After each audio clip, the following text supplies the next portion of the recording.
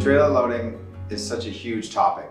There's so many variables, so many different situations, so many kinds of trailers, so many kinds of horses, so many kinds of people, how they want to interact with their horse, how they want to train with their horse, that there's no simple 1, 2, 3 step process for teaching your horse to trailer load.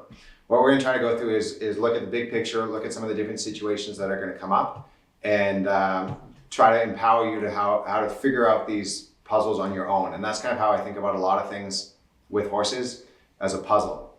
Now, before we even get to the trailer, I want you to think about the relationship that you have with your horse. We use a lot of words like trust and respect, and often we don't have definitions, working definitions for what this means for how we relate to our horses. If I come home after a long day at work and I go upstairs and I wave to my wife, or I call to Sinead and say I'm home, and she goes out the back door to do something, or she locks herself in the bedroom. I don't have a catching problem, I've got a relationship problem. And a lot of people approach horses with that idea of I've got a catching problem, or I've got a loading problem, whereas what we really have is a relationship problem. When we talk about the word trust with horses, what that means is that we're constantly setting our horses up for success. And even when things happen that are outside of, things that are not our fault, let's talk about trailer loading. With trailer loading, there's no 1, 2, 3 step process that I can take you through. Instead, I want to look at the big picture.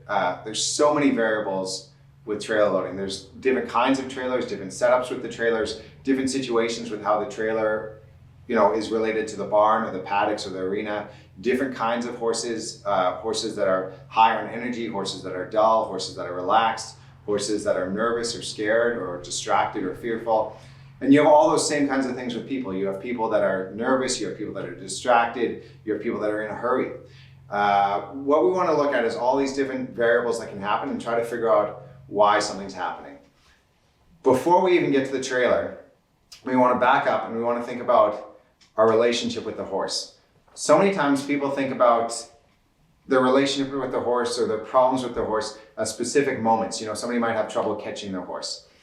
And the way I like to think about it is if I come home and I'm called for my wife, I say, Sinead, I'm home. And she goes out the back door, or she goes into the bedroom and locks the door and does her own thing and doesn't want to talk to me. I don't have a catching problem.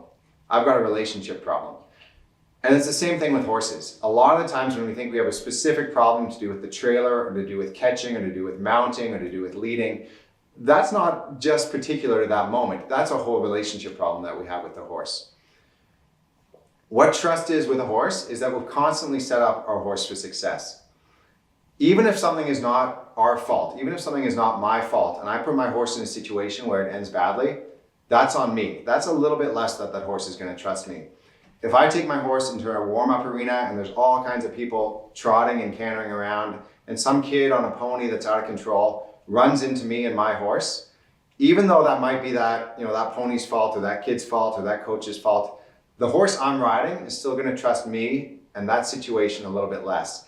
And so that's on me to be proactive, to look ahead, to predict things that are going to happen in the future. That's what being a good horseman is all about. It's about preparing for the future, being able to predict the future and getting good at reading horses. What respect is, that's not something that a horse gives us. That's something that we earn. The way that we earn respect is by using the appropriate amount of pressure, the appropriate balance between reinforcement and punishment for every situation. It's about being ready and reading our horse in that moment. One of the big things to do with trailer loading is that people don't think of it often enough as a particular skill. People are ready to always go for a lesson. They're ready to practice their shoulder in. People take many lessons learning flying changes.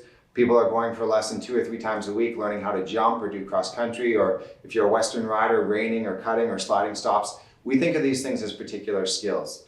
How often do we go take a lesson on how to lead our horse, how to catch our horse, how to groom our horse? All these things are particular skills that can be made better and better. Just because you are okay at leading your horse or are okay at catching your horse doesn't mean that there's a whole nother level that we can get better at it. With trailer loading, it's the same thing. Don't just go out and trailer load your horse when you got to go somewhere. This is a particular skill. I want you to think of it as important and as unique and specialized as shoulder in. So you've got this relationship now, and now I want to go out and practice this particular skill. Maybe you take a lesson, maybe you watch a video, and don't just make it okay, make it really good.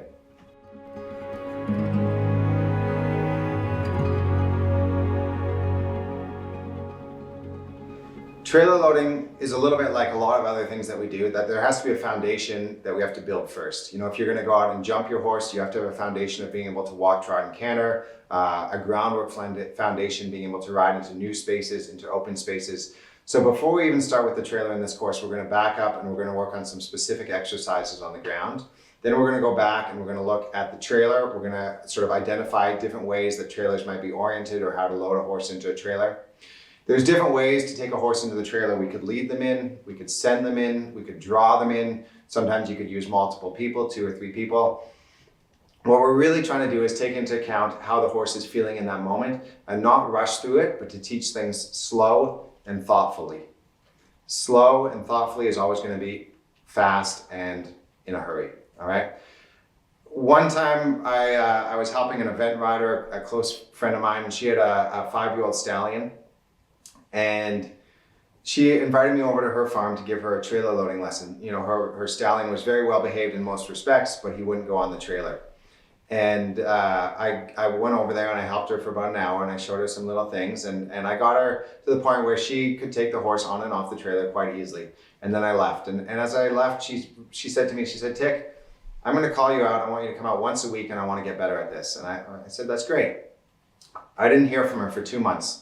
And so I just assumed things were going well. And I saw her at a horse show 2 months later. And I said, "How's it going with that stallion, with the trailer loading?"